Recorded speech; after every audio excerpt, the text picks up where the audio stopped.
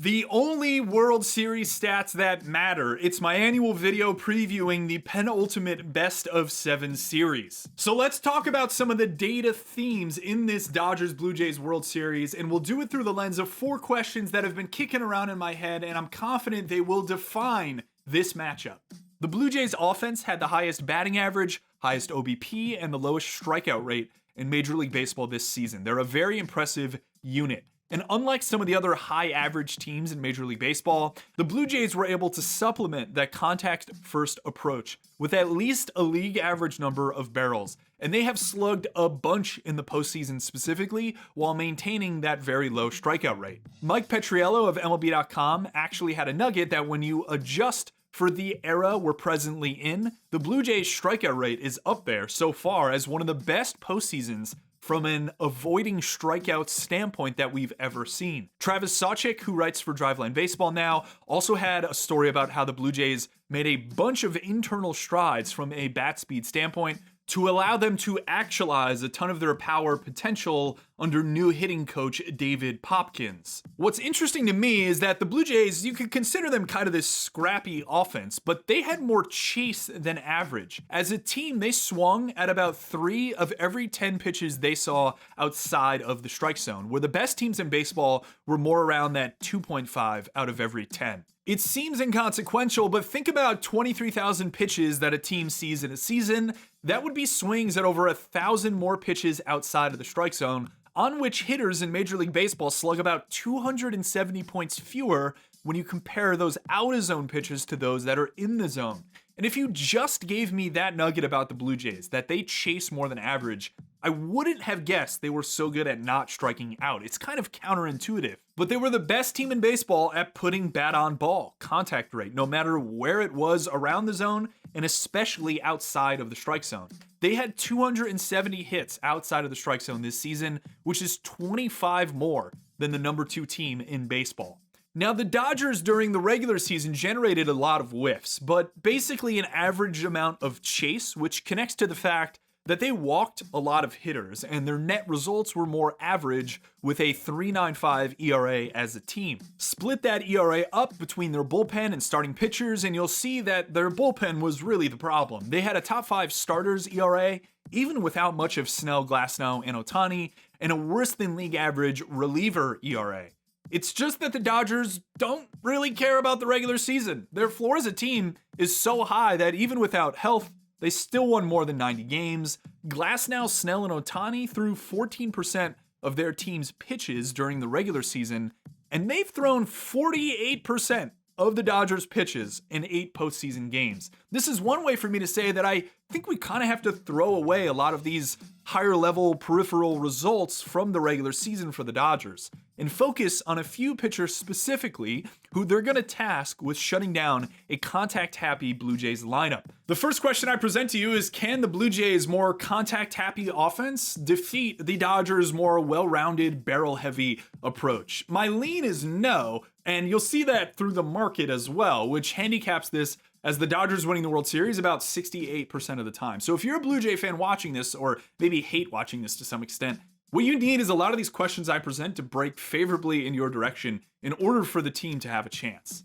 But let's circle back to those Dodgers starting pitchers for a second. Snell specifically. He's exhibiting a trend that we're seeing a lot this postseason. Mixing up your mix. In August and September, against right-handed hitters, Snell's mix was 43% fastball, 31% changeup, and 22% curveball with some peripheral sliders. In the postseason, he's backed off his fastball, cutting it back to 32%, and really jammed up his changeup usage to 45%. Now, that was mostly in Game 1 of the National League Championship Series, where he threw an insane 57% changeups to the Brewers' right-handed hitters. Basically, pitchers in the postseason are trying to trick you. They know you self-scout. They know you advanced scout them. A team like the Dodgers is game theorying their way to proper usage against the Blue Jays. They're trying to do something that this team doesn't expect. And figuring out what that expectation is the really fun chess match at the foundation of nearly every batter-pitcher interaction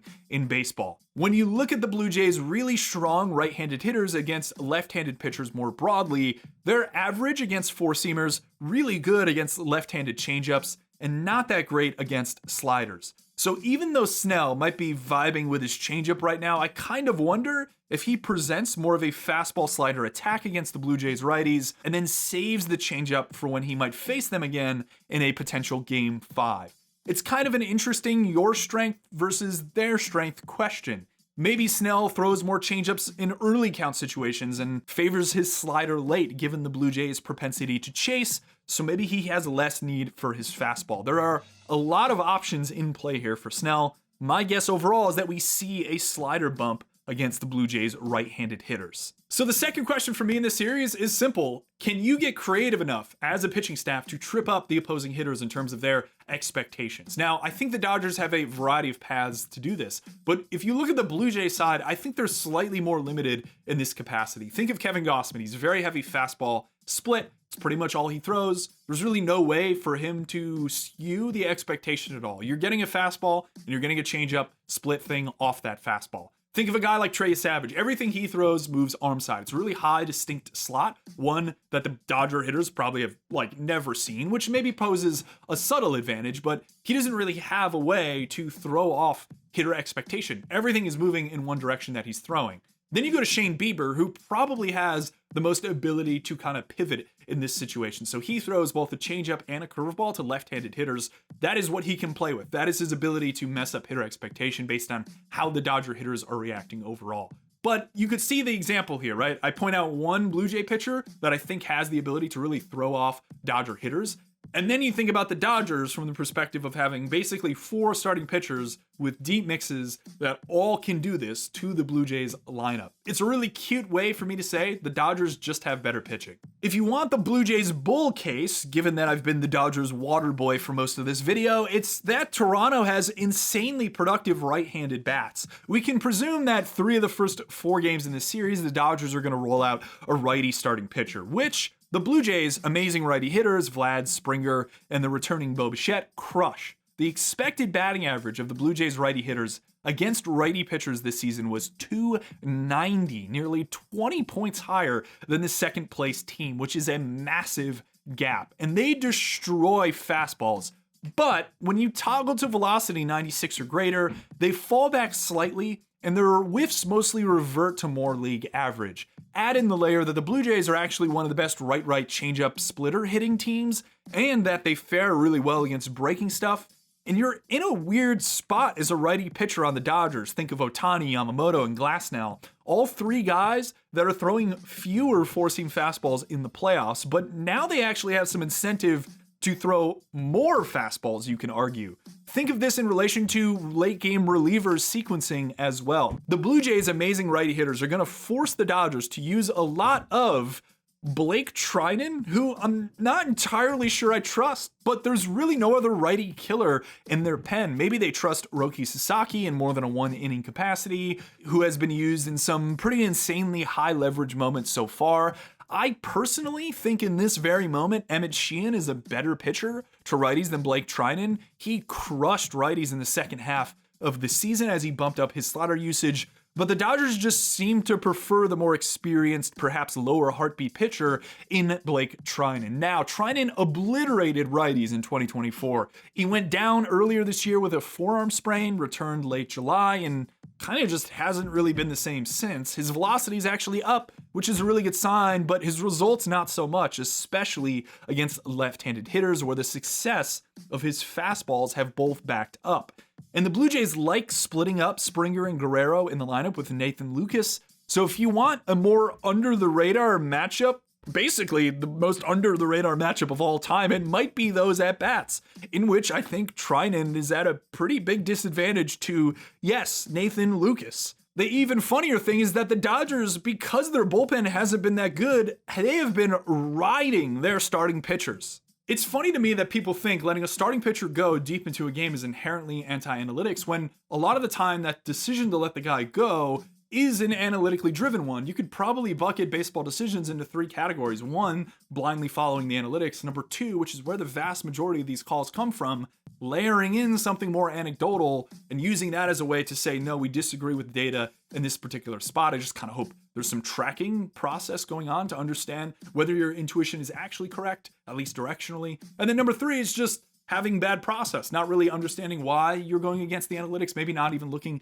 at the analytics in the first place overall. Those are the 3 buckets. The majority of the time, the reason to leave the pitcher in falls in the second bucket. Some anecdotal information that is layered on top of the data that everybody can look up. The primary reason pitchers are pulled, even when they're cruising in a game, is that almost all of them get worse when they see a hitter a 3rd or 4th time in a matchup. This is the familiarity effect. Snell is an interesting case because his strikeout minus walk does dip a 3rd time through, but the curious thing is that he doesn't really allow more barrels or a ton more damage, partially because he kind of refuses to get beat in the strike zone. So I imagine hitters, as they see him more, realize this and just take more later in at-bats, which we can back up with their drop in chase rate and his jump in walk rate. So is that kind of walk-happy version of Snell a 3rd time through better than Blake Treinen a 1st time through? I think the answer is mostly yes by looking at the data, but there's also the added layer that as hitters like George Springer or Vlad Guerrero Jr. see Dodger relievers more in a series, they're gonna get better against them. This is mostly like that starting pitcher 3rd time through penalty just stretched out over the course of a series. So use Treinen a lot, and if this goes 6 or 7 games, you might actually want to use Sheehan in those spots against Vladdy or Springer. Unless you use Sheehan early in the series and Treinen late, there are a couple ways to approach it, but the reality is you're probably going to be putting a reliever in a disadvantageous spot versus one of the Blue Jays' best hitters.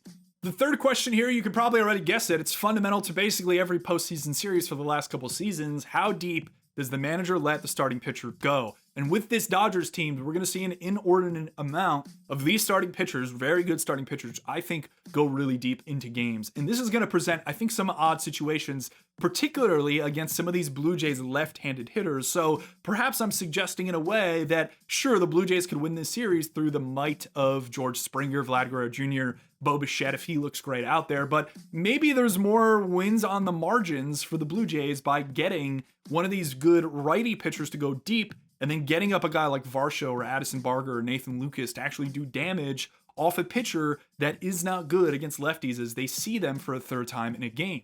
The last thing I'll bring up is that the Blue Jays bullpen overall I think has been above average as a unit, but they've had a lot of variance this season. They were tied for the league lead in barrels allowed this season, mainly due to a guy like Jeff Hoffman who really struggled early in the year. So at the trade deadline, they added Louis Varland from the Twins, who has also allowed a lot of barrels in his career, and Sir Anthony Dominguez, who was kind of walking everybody, but does a better job at missing bats and not allowing those big hits. But the focus for me comes back to Hoffman. I think most of the time, deferring to large samples is probably the proper way to play things. And in the case of Hoffman, this suggests he's like a 3.7-ish ERA kind of reliever going forward, based on what he did in the regular season, which for a team's highest leverage reliever, closer, isn't really that good. But I'm always down to consider more recent trends. In the playoffs, Hoffman's thrown 7.1 innings and allowed just 1 run off the bat of Aaron Judge on a slider that he hung. And he struck out 12 batters in that 7 1/3.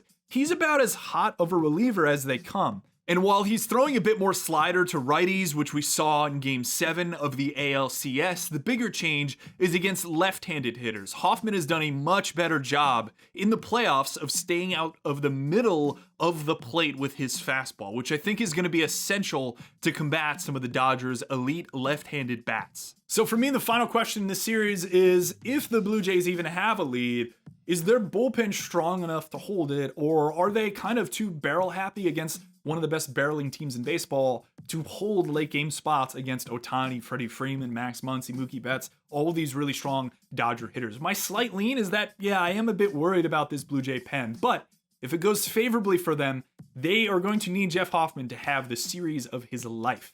And I think he can do it. He's a really cerebral guy. I talked to him a couple years ago at the All-Star game in Texas. I really enjoyed my conversation with him. He jumped a ton in velo. He's played with his mix. He's done all the right things, I think, to become one of the league's elite relievers. He's just really struggled this season, and that would be a really fun story for him to dominate and the Blue Jays to win it all.